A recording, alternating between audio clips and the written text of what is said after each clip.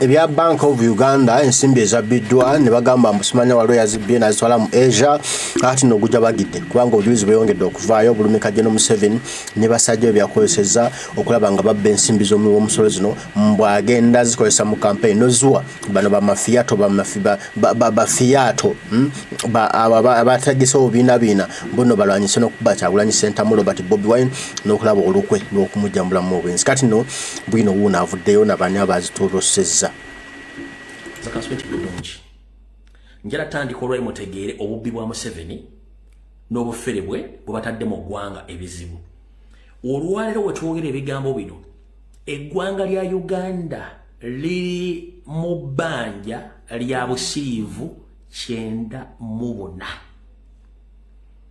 Uganda ebanjibwa obusiivu 94 obusiivu mbumanyi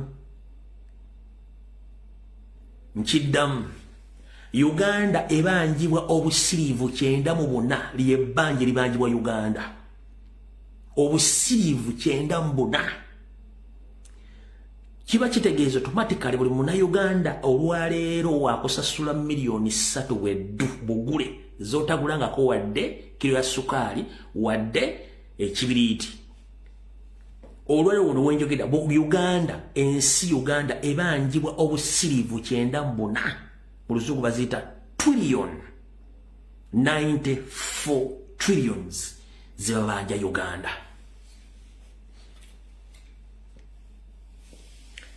naye ate abayino zisasula batufera bufezi batubba alright abadde bazze bangoberera okuva natandika sula Bank of Uganda mbadde mbawa information yonna kati nzize nyambule Bank of Uganda n'abagirimu buli omu agenda tegeera kye bayita information mumugineesabire tutandikire ku Bank of Uganda no worries nze wensinga okwagala awo katandikire ku Bank of Uganda butandika ku Bank of Uganda najja ne bagamba nti bagibba mu mwezi ogwa Novemba era babba Lwakutaano saawa 10 nga banaatera okuggalawo sente ne zigenda e Japan era ne zigenda e Bungereza wayitawo lunaku lumu empapula z'amawulire ne zitandika obyogerako nga mazo bipostinga mazo byogerako olunaku lulamba Parliament nejja nebyogerako buli muna atandika obyogerako kyobula bataddewo diversion zino zonna okugezaako okujja emboozi ne tetujja kivaako njala bannayuganda bategeere sente baazibba batya era zaalaga luddawa baani abaazibba buli kimu kyonna ŋŋendako kwatira embaata zaneti owulire bulungi nnyo kati njagala owulire ekisookera ddaka nsooke mbategeeze nti bwe tamaze okwabya abantu bano enziba gye babbyemu ssente wattu omu ku bakungu mu Bank of Uganda najja n'akola press conference n'abuulira abantu engeri ssente gye zaalaze mu bukyamu era badde balina zisasula baani ate ye n'agamba nti ssente zaabula mu Sebutemba so si mu Novemba njagala mumpulize bigo bibiri nabagamba ssente bazibba mu Novemba wabula yatuga nti ssente bazibba mu Sebutemba naye njagala obuuza omuntu lwaki Bank of Uganda bagibba okuva mu Novemba nze nenzija okuva mu Sebutemba nze nenzija mu Novemba nembaabya ne balyoka bakyusa statement ssente bazibba mu Novemba ate ezimu bazisindika mu bukyamu basindika mu bukyamu butya tewali babba one kansooke nkutegeeze omwami bwe yavuddeyo okwogera yagambye nti ssente zino baali bagenda kusasula ebitongole bibiri okuli banka y'ensi yonna okuli ne African Development Bank ompulya bulungi nnyo mwenna mukimanyi bulungi nti World Bank ye banka y'ensi yonna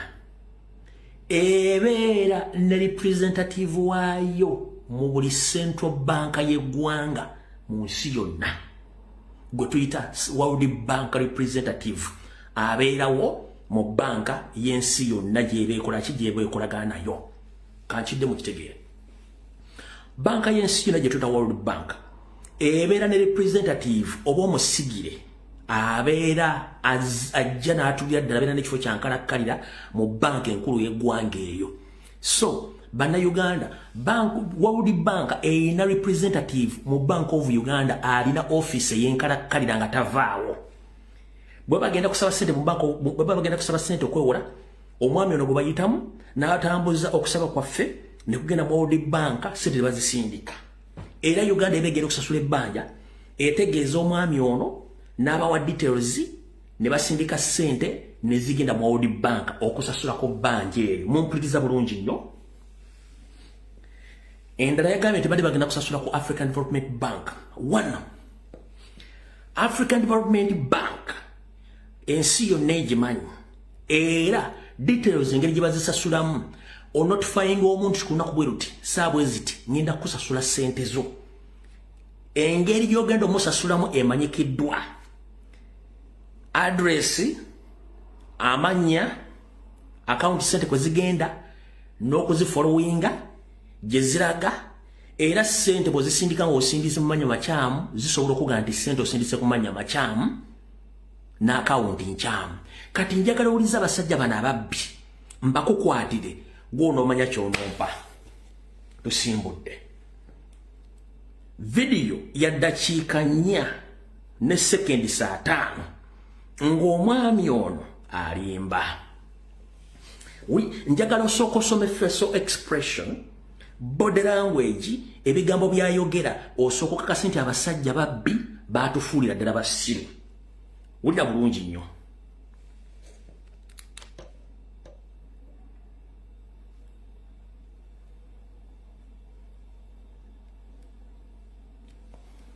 You know, there were two transactions which were relating to debt service payments. The payment transactions in question included a payment to the World Bank of $6.134 million,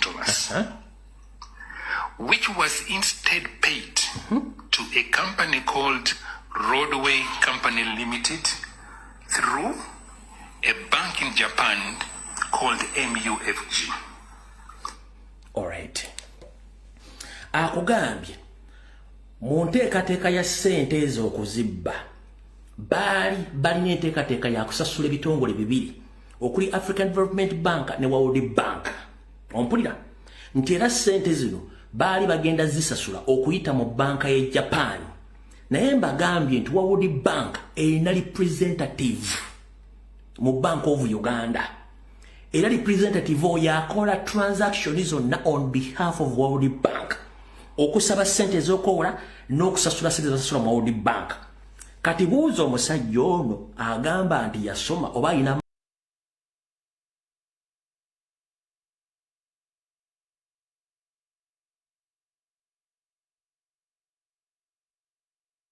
masters mu accountancy, mubuuze World Bank emanyiddwa era erina akawunti yaayo ne representative waayo waali. Sente zonosasula World Bank osooka zisindika Japan ku banka ya Japan ate zisindika mu World Bank. Kao mentality at its best. Tugenda maaso wano mwembaagala. Ulira bulungi nnyo kanka kuddize bulungi nnyo. You know, there were two transactions which were relating to debt service payments. The payment transactions in question included a payment to the World Bank of $6.134 million. Yes. Which was instead paid to a company called Roadway Company Limited through a bank in Japan called MUFG. And that was on the 12th of September 2024. And then the second transaction was meant to be a payment to the African Development Fund of $8.596 million. It was instead paid to MJS International, London in the UK, on the 28th September 2024. Now, on the part of Bank of Uganda, upon discovering that the payments had not reached the intended beneficiaries, that is the World Bank and the African Development Fund, Bank of Uganda immediately commenced internal investigations and reported the matter to the relevant government agency, and that was the police, Uganda Police Force, the Criminal Investigation Directorate, and also the Financial Intelligence Authority. But beyond that, Bank of Uganda took the necessary steps to recover these funds. That was really our key priority, that of these funds that had been diverted, how quickly can we get back these funds? So that's what we've been working on. We put all our efforts in trying to recover these funds. So we instructed our correspondent bank, that is Citibank, and the banks where the funds had been credited to the accounts of the fraudsters, instructing them to freeze the said funds due to the suspected fraud that had taken place. We have since recovered $8.205 million. I repeat, we've recovered US dollars 8.205 of the funds that had been sent to MJS International, London, UK. And these funds have been credited back to the Uganda Government Consolidated Fund account here in Bank of Uganda. It's not frozen like the media is speculating. These funds have been credited back to the Consolidated Fund account here in Bank of Uganda. And we are pursuing the balance of $391,000 that went to this bank in London through, again, our correspondent bank, Citibank. However, Bank of Uganda has not recovered the amount paid to Roadway Company through the MUFG Bank of Japan. This bank has not been very cooperative. That's why we haven't recovered this money. Had the bank been as cooperative as the bank in the United Kingdom, even this money should have been recovered. So while they haven't been cooperative, we are what? Alright, mumpuliriza bulungi nnyo. Buli muntu alina account mu bank, oba woli watoli wakugwako sente, osobola okuteekako kye bayita standby order. Standby order ze zibeera nga payments z'oteeka ku account ono ziragira banka nti singa sente zijja ku account yange nti ye omuntu wange ow'ennyini muwako emitwalo 10 n'ow'ennyini muwako emitwalo 10 n'owano n'omusasulako emitwalo 10, ezo standby order zibeerako ku account. Ezo zo oziteekako n'oziteekako. Kati Mr. njala soka kubuza ekibuuzo kimu. Kijja kityanga transaction bbiri zonna nti mwazikuliramu ensobi. No mistakenly. Mukijja kityanga transaction bbiri mwazikuliramu ensobi. Transaction bbiri mugante transaction bbiri mwazikuliramu ensobi. How? Tekisoboka. Why? Kampa abantu ekiddako bakitegeere bulungi nnyo.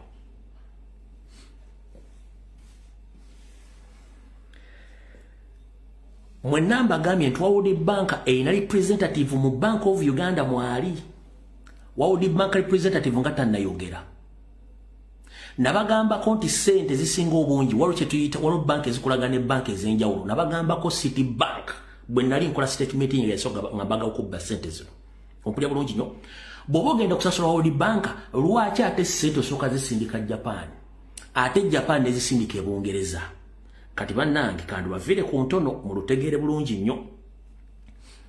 Kati omwami no baganti basi naye ebintu bya Uganda biri ba muddi biri ba district okitegedde ne bakola ekintu nga kiri mu mateeka nga bakina okutambula nti kino sente bezi zibanjibwa era zigenze wano ne eva bya makoona basobola okubba bayisa wano ne bayisa wali mu process y'okuyisa eno neeno sente wezibulira ne babbirawo ne kati singa bino ebintu amawete gava ne gasaasaana nno sente bazibwalo sente zabbiddwa twandi bitegedde okimanyi no baali balina kukiyisaawo naye katuka kasatano sente zo zakomyewo nga bali just mukuvibiriza abantu babakakkanye nenga sente zakomyewo dewo zatwaliddwa tezigenda kudda byaddala.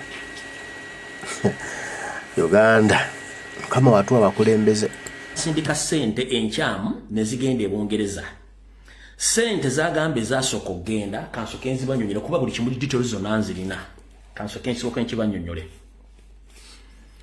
Bank of Uganda ne ba director bali mbonda bafere mukimanyi bulungi nnyo nti onagabi bali supposed okusasula transaction bill okusasula African Development Bank no World Bank mpategezeza nti World Bank balino gisasula obukadde mukaaga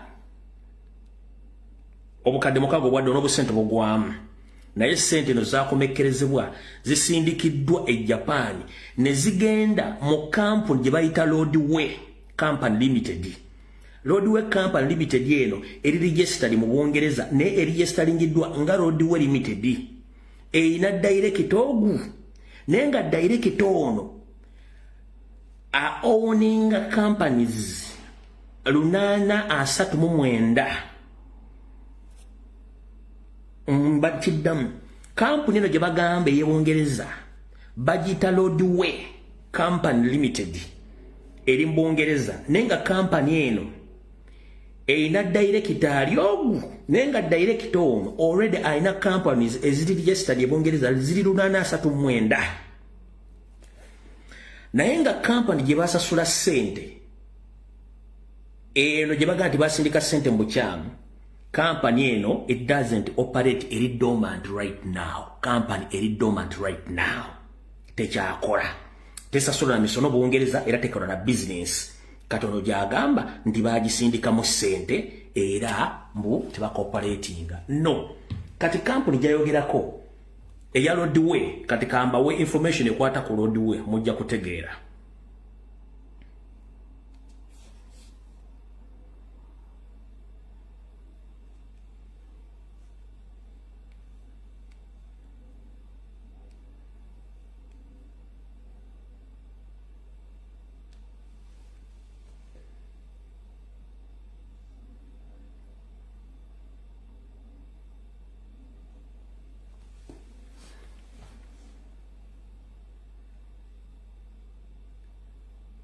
One minute.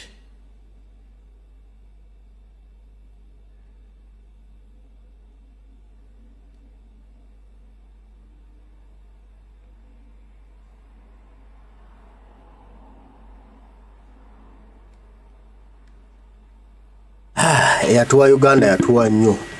Kampuni eno nanyiniyo ejebayite ya Roadway nanyiniyo ali mu Bwongereza era nga baga nti ayina companies mpitirivu nezo naziri dormant zona ziri active nene oyo gye basasula sente eri dormant tekyakola gye bateekako sente ekitegeeza bakikola bakimanyi ekyokubba ensimbi z'omuwosolo bakikola bakimanyi.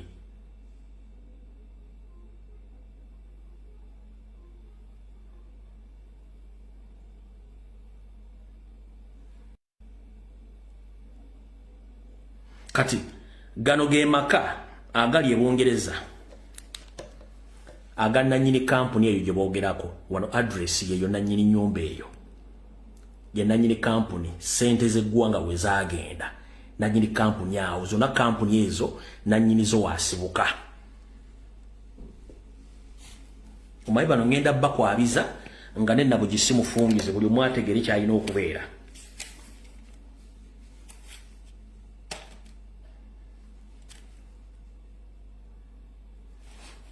Kati nanyini kampuni eyo gye basindikako sente bamuyita Darren.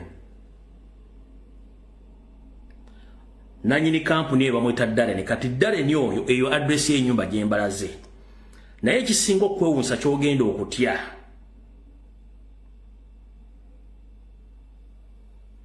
ekigenda okukutiisa ku kampuni eyo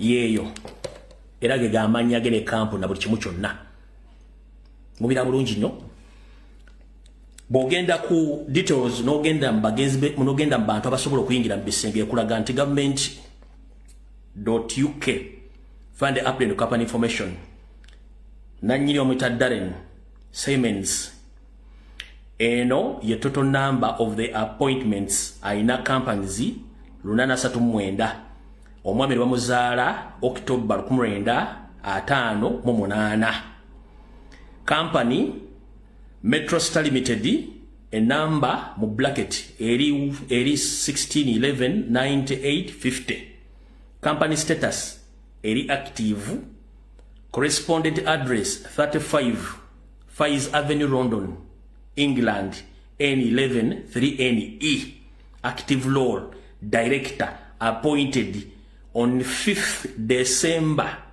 2004 by nationality British, country of residence England, occupation director. Kati yenanyini company zino zonna. Yenanyini company zino zonna. Zonne zo nga bwoziraba zonna zensobodde ofunako. Yenanyini company ezo. Ngera abafere baba ezo na company zize oyo gwe bawadde sereze gwanga ezo na zonna company sobola zibasomera kubanga mpitirivu. Mutegedde bulungi nnyo. Kati oyo mumutegedde asooka ku sente ezasooka zebalina okusasula World Bank. Kati sente ezokubiri zebagamba zebasindikira company endala bazisindikira company jebayita MJS International ngende dilinga muri estate company bajita JMS International ngende dilinga muri estate. JMS kitegeeza Michael James Swain ye nanyini company eno uno wano.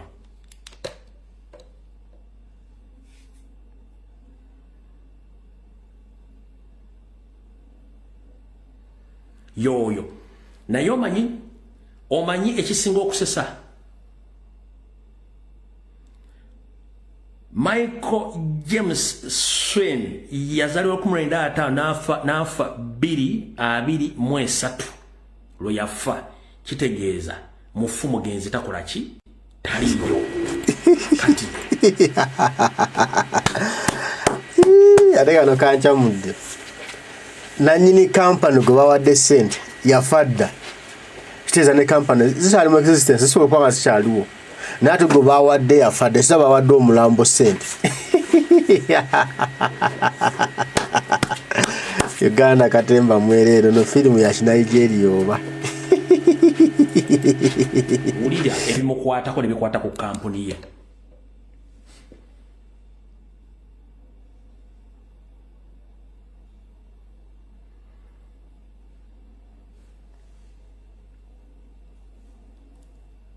Company no jibogerako nyiniyo yafa taliyo mbabudde mwaka gwe yafaamu na buli kimwe kimukwatako details ziwano zirina zonna bano bafraji bagamba nti bakola ki bateeka sente z'eggwanga okuzitwala.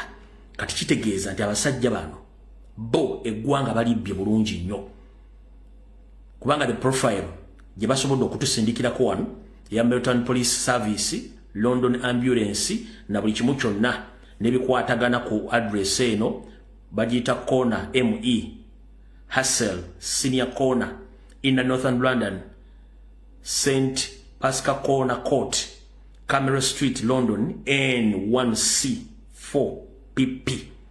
We wali omwami ono we yali abeera naye ekisingo okunnuma nti bo balowooza nti bagenda kubba sente zino bagende nazo buli kimu bakiyite mu lujja nga bwe baagala. Kati ndoza mutegedde abantu bano engeri gye babbamu eggwanga ne balikola mu bintu ebyekisiru nga balowooza nti ensi tesobola kutegeera. Omwami ono yagamba oyo gwembalaze nti bakola payments zino balina okukola payments mu African Development Bank ne World Bank. Mbagenda nti World Bank ina representative bw'oba ogenda okusasula omuntu yino mu notifyinga African Development Bank notification yegiraga nti bagenda kisazi nga tiyaliiwo naye bagenda mu maaso ne basindika sere baga nti bakola ensobi ne basindika sente zino ku bantu babiri. Oli mubalaze nono ne Michael James Sweden wa International gwe bateekamu sente ez'okubiri. Mbagambye ekyo yazaalibwa mu 1954 newe twogerera essaawa zino ye kennyini yafa kampuni texizitinga nenga atono bamu obukadde 8.5 obwa dola. Era record ziraga nti omwami ono gwe obukadde 8.5 za dola yafa kayaga, yafa ye ku bibiragala nga hafa ne taliiwo. Kati kitegeeza bana abasajja okuyisa sente mu Japan banka gye bayita MUFG ne transferring sente nezituuse Bungereza kubanga zonna zikulaga nti mother destination ya sente ezo zave Uganda nezigende Japan nezive Japan neziyingira Bungereza tezijjangako ku lukalu lwa Africa.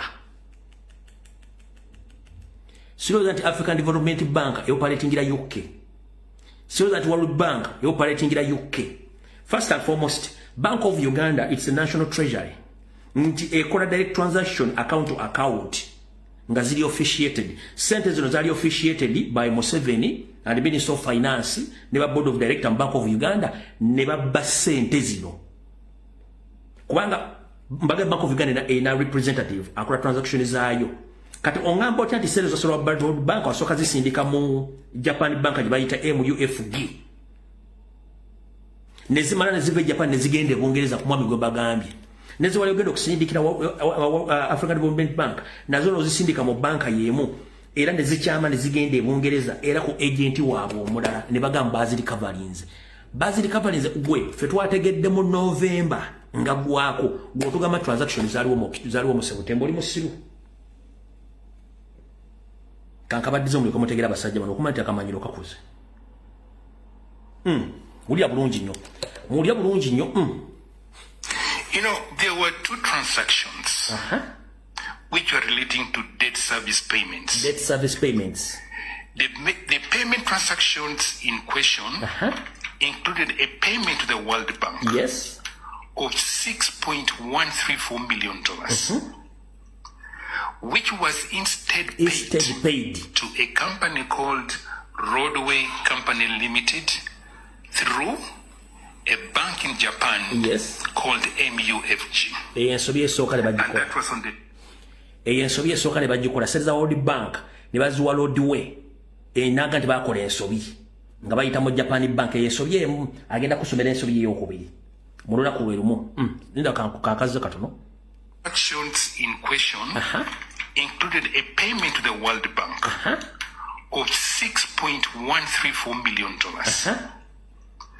which was instead paid to a company called Roadway Company Limited through a bank in Japan called MUFG. Yes. And that was on the 12th of September 2024. And then this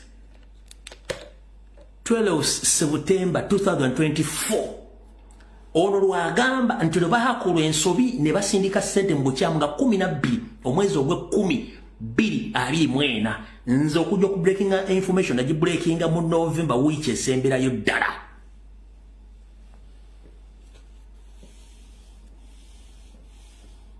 Ebintu byogera byonna asoma bisome wano kubanga Museveni abadde nsooka ne bagamba nti batuli bubi mufunegere gye muvugamu ekintu kino kati ne bakikola ne bakibakadetinga kibeere mu mwezi ogwe-10 okubuzaabuza bannayuganda. Tugenze mu maaso transaction yo ku mugenda giwulira. in Japan called MUFG.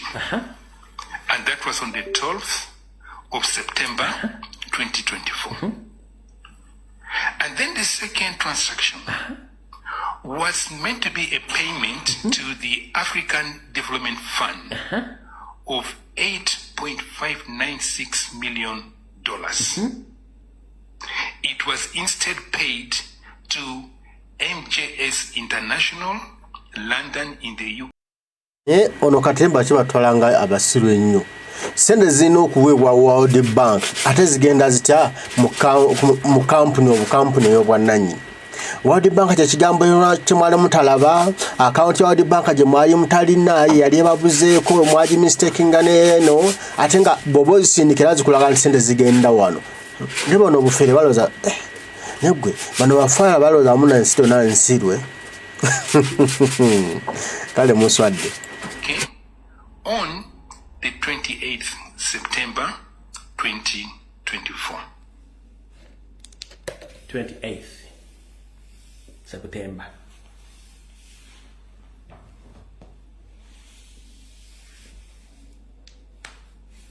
Eri agambe African Development Bank. Eri mu Africa. Ne baziwalinga ne zigende Japani. Ne ziva Japan ne zigende Bungereza. Neyo kubiri mistakenly ne baziwalinga ne zigende Japan mu MUFG Bank. Yo MUFG Bank. Neziwa zigende Bungereza. Ne transaction ebiri egende Bungereza. Naye ng'ezimu zina kugenda mu Africa ne waffe bakaddugala. So, mister.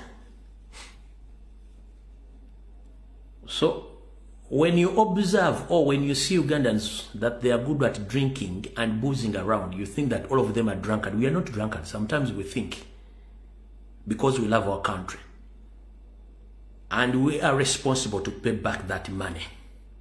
So whenever to address the public and you start lying in such a way, that means you have a case to answer.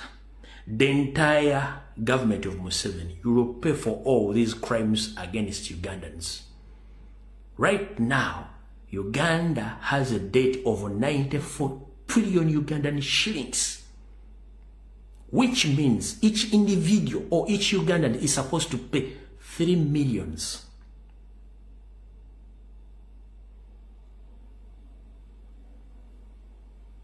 So you want us to keep quiet so that we can talk about this safety of flood, which is taking place in the National Bank.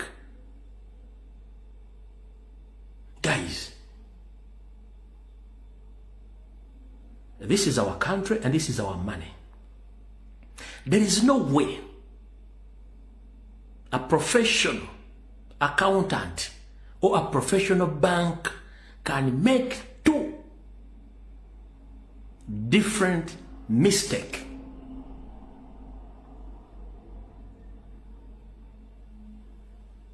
On the same address, same account, on different continents. So the money was supposed to be paid to World Bank and the Africa Development Bank. But you ended up paying that money via Japan, that is Asia. Later, you transfer that money to UK, that is Europe. The second transaction was supposed to be made to Africa.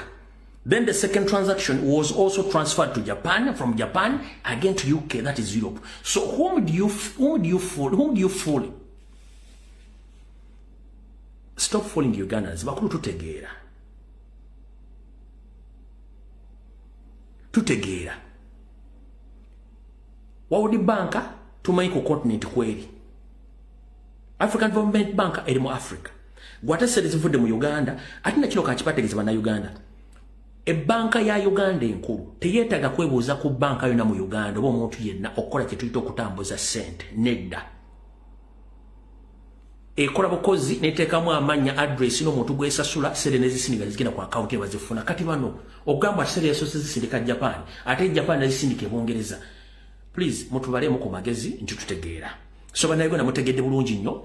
Eyo case closed, omusango tumaze ogufairinga gugenze mu file ku bintu bigenda okubanjibwa mu 7 n'abantu abakola mu banka we baliwo akaseera ako esere mugenda zisasula. Ekyokuga nti sere zaakomyewo mwandibadde mutugamba sente ezo zaakomyewo era ne tuddamu ne tuzisindika gye zadde zirina okulaga ne mujja n'obujulizo obulaga nti sente zaagenze. Tewazi na bujulizo obugamba nti sente zaakomyewo. Awo tuvuddewo. Uganda y'omulembe guno omwagulanye ndala kati abaana bakola forensics banoonyereza buli kamu aye ne babizuula nga bituufu. Imagine banka enkulu weereza ssente naye nga eziwe omuntu eyafa nga ne kampuni yaggalawo bano baboyi babbi